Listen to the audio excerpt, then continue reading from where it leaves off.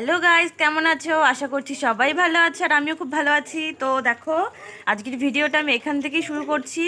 এখন বাজে হয়তো বিকেল 5টা। তো একটা ছোট্ট ভাস্তা এসেছে, একে নিয়ে আমার সারাদিন কেটে যায়। এখানে থাকলে এটাই মজা যে ও আছে, ওর মা আসে, আমার গল্প করতে করতে অনেকটা রিল্যাক্স লাগে, মনের মধ্যে অনেক ভালো লাগে। তার জন্য আমার এখানে থাকতে অনেকটা বেশি ভালো লাগে। আর ওখানে তো কেউ থাকে না, তাই আমার ভালো লাগে না অত একটা। এই যে দেখো, ওর সাথেই বেশিরভাগ সময়টা আমার কেটে যায়, তাই না বাবা? কি হয়েছে বাবা? কি পিপি বাড়ি আসছো? কি? আর ওকে তরমুজটা দিয়েছি, তরমুজটা লাল অংশটা না খেয়ে সবুজ অংশটা খাচ্ছে। যতবার ঘুরিয়ে ঘুরিয়ে লাল অংশটা খাওয়ানোর চেষ্টা করছি, লালটা খাবে না। ওই সবুজ অংশটাই শক্ত শক্ত, ওটাই চিবিয়ে চিবিয়ে খাচ্ছে। আর নরম যে লাল অংশটা, সেটাও খাবে না। আই, এইভাবে খায় না তো এটা। হ্যাঁ, এইটা খায়, এই যে এটা এটা নাও, এই যে নাও নাও নাও নাও, এই যে নাও নাও নাও নাও নাও নাও নাও, খাও। খাক খাক। মানুষের তো সোজা কথা কোনোদিন ভালো লাগে না। ও বুঝে গেছে সোজা দিকে চলা যাবে না, বিপথেই চলতে হবে। হ্যাঁ, মিষ্টি অংশটা না খেয়ে সবুজ অংশটা খাচ্ছে। বাবা, এই যে বাবা, এই যে হাই করে দাও তো, হাই হাই। দাঁত কোথায়? দাঁত দাঁত দাঁত। হে গাইস, আমাদের একটা পাত্রী চাই এর জন্য। তো তোমাদের কাছে যদি কোনো জানাশোনা পাত্রী থাকে, প্লিজ কমেন্ট করে জানিও, একে বিয়ে দেবো। আমাদের আর একা একা চলছে না। যেহেতু আমি ফুচকা খেতে অনেক ভালোবাসি, তাই আমার ভাই কিন্তু আমার জন্য নিয়ে এসেছে ফুচকা। বাড়িতে থাকলে কিন্তু অনেক মজা হয়, জানো তো। আমি আর ভাই মিলে এটা সেটা খাই, খুব মজা হয়। ও ও নিয়ে আসে দোকান থেকে অনেক কিছু, আমিও ওকে বলি নিয়ে আসার কথা। মানে মানে আমি কি বলবো, বরের যেই কাছে আবদারগুলো সব কিন্তু আমি আমার ভাইয়ের কাছে করি। গাইস, আর ভাইও আমরা আমি এখন গেলে পরে ফুচকা অনেক খাচ্ছিলাম। মজা পায়। কেন বলো তো? কারণ আর ও এই বাড়িতে দেখো, যখন একা একা থাকে অনেক বোরিং হয়, তার জন্য এটা কিন্তু হচ্ছে অনেক মজা ফুচকা। পায়। আমাকে শুধু বলে তুই কবে বাড়ি আসবি, তুই আমরা এটা কবে বাড়ি কিনে আসবি। নিয়ে যেহেতু আমার মা নিরামিষ খায়, মা তো এইসব ধরতে ইংরাজি পারবে বইতে না, আর ফুচকা তার ও কি একা একা খাওয়াও হয় না। তাই আমি গেলে কিন্তু সেই অভাবটা আমি পূরণ করে দিই। তার পরের দিন ছিল বাড়িতে অক্ষয় তৃতীয়ার পুজো। তার জন্য দেখো এখানে আমি সব শাক সবজি নিয়ে বসে পড়েছি। সকালবেলা অনেক ব্যস্ত ছিলাম, যার জন্য কোনো ভিডিও করতে পারিনি। ব্যস্তর মধ্যে সেরকম তো কোনো কাজ করতাম না, ওই বসে বসে কিন্তু টুকটুক টুকটুক করে সবজি কেটে দেওয়া বা ধরো ফুলের মালা গাঁথা এইসব কাজই করছিলাম। তবুও বলো, বাড়িতে একটা পুজো হলে পরে ছোট হোক আর বড় হোক, একটু তো কাজ থাকেই। তো সেরকমই আমি দেখো বসে গেছি এখানটাতে। 5 রকমের ভাজা হবে, যে 5 রকমের ভাজা সবজি কাটার জন্য বসে গেছি।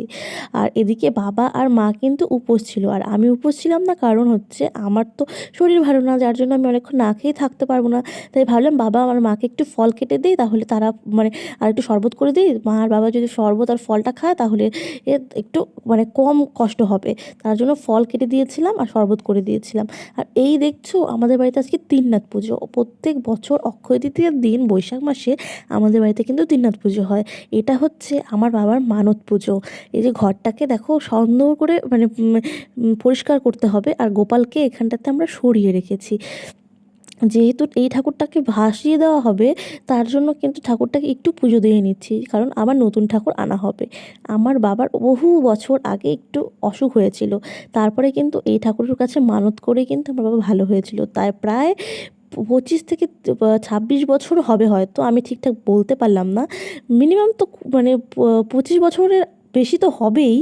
তো সেই 25 বছর ধরে কিন্তু আমার বাবা এই ঠাকুরের পুজো করে। আমার ঠাকুমা যখন ছিল তখন আমাদের পুজোটা কিন্তু পুরনো বাড়িতেই হতো। যেহেতু ঠাকুমা এখন নেই, তখন এখন কিন্তু আমাদের বাড়িতেই হয় পুজোটা। এদিকে বোন এসে ফুলের মালা গেঁথে দিয়েছিল, আর বোন আর আমি মিলে করছিলাম খই থেকে ধান বাছছিলাম, কারণ ভোগ রান্না হবে তার জন্য। অনেকটাই লেট হয়ে গেল, কেননা ফোনে ভিডিও থাকা সত্ত্বেও এডিট করার এনার্জিটা পাচ্ছি না, শরীরটা একটু খারাপ। এই সময় তো জানোই, কোনো সময় ভালো লাগে, কোনো সময় খারাপ লাগে, তার জন্য এনার্জি পাই না ফোন মানে ভিডিও শ্যুট করার। তারপরে তো ব্রাহ্মণ মশাই চলে এসেছিলো, ব্রাহ্মণ মশাই এদিকে পুজো স্টার্ট করে দিয়েছিল। যেহেতু কিছুদিন আগে আমার স্বাদ গেল, এর জন্য কিন্তু একদম ছোট করে পুজো করা হচ্ছে। কারণ দেখো, পরপর দুটো অনুষ্ঠান করতে কিন্তু সবারই একটা অসুবিধা হয়, সে যত বড়লোকই হোক আর যত মানে ইসেই হোক, মানে শারীরিক দিক থেকেও হয়, আর্থিক দিক তো থেকেও গাইজ, হয়। আমি রেডি হয়ে গেছি। এই যে আমার সৈন্যবন্ধটা সব। ওই মানা আর বেশি লোকজন না বলে আমার শ্বশুরবাড়ির লোক আর আমরা মিলে এই ছোট্ট করে একটু পুজো করা হয়েছে। তারপরে পুজো বলে ভাবলাম একটু শাড়ি পরি। আর এদিকে দেখো আরতি হয়ে গেছে, তাই প্রদীপের তাপ দিচ্ছিল মা সবাইকে। আর তারপরে আরতির পরে যেসব নিয়মগুলো থাকে, পাখা দিয়ে আরতি করা, তারপরে যে নিয়মগুলো থাকে ব্রাহ্মণ মশাই সেগুলো করছিল, কারণ বেশি রাত করা যাবে না তার জন্য। এখন যেহেতু মানে প্রচুর গরম পড়ে গেছে, আর মানে যেহেতু ছোট করে পুজো তার জন্য কিন্তু অনেক রাত করা হয়নি, তাই সন্ধ্যার সময় পুজোয় বসে ওই ধরো 9টা 9:30টার মধ্যে পুজো কিন্তু কমপ্লিট হয়ে গেছিলো। আর এদিকে হচ্ছিলো যজ্ঞ, যেহেতু আমাদের বাড়িতে এটা মানত করা পুজো, তার জন্য কিন্তু যজ্ঞ করতেই হবে মাস্ট। তো বাইরে দাঁড়িয়ে দাঁড়িয়ে আমি কিন্তু যজ্ঞ করা দেখছিলাম। আর ওইদিকে মা আর বাবা কিন্তু উপোস ছিল দেখে মা আর বাবাই কিন্তু অঞ্জলি দেবে আর পুজো দেবে। তো আর যে ভোগগুলো রান্না করা হয়েছে সব ভোগগুলোই কিন্তু আমার মা নিজে হাতে রান্না করেছে। আর দেখো এখানে কিন্তু তোমরা দেখতে পাচ্ছ আমার গোপাল সোনা নেই, কারণ গোপাল সোনাকে অন্য ঘরে ট্রান্সফার করা হয়েছে। আর আমি শুনেছি যে গোপালকে নাকি আর অন্যান্য ভগবানকে নাকি মানে দেবদেবতাদের নাকি একসাথে রাখতে হয় না, তাই গোপালকে অন্য ঘরে ট্রান্সফার করা হয়েছে। সেটা তোমরা দেখতে পাবে, আমাদের আরও একটা ঘর আছে সেই ঘরে রাখা হয়েছে। আর যেহেতু পুজো হচ্ছে জায়গাও ছিল না ঘরে, আর তাই সরিয়ে রাখাও হয়েছে। তো এখানে দেখো সুন্দরভাবে যাতে মানে জায়গা হয় ভালো মতন যাতে বসে পুজো করা যায়, তার জন্য কিন্তু ঠাকুরটাকে সরিয়ে রাখা হয়েছে। আর এখানে দেখো গোপাল সোনাকে অন্য ঘরে ভোগ দেওয়া হয়েছে। ভিডিওটা এই অবধি, যদি ভালো লাগে একটু লাইক করে দিও।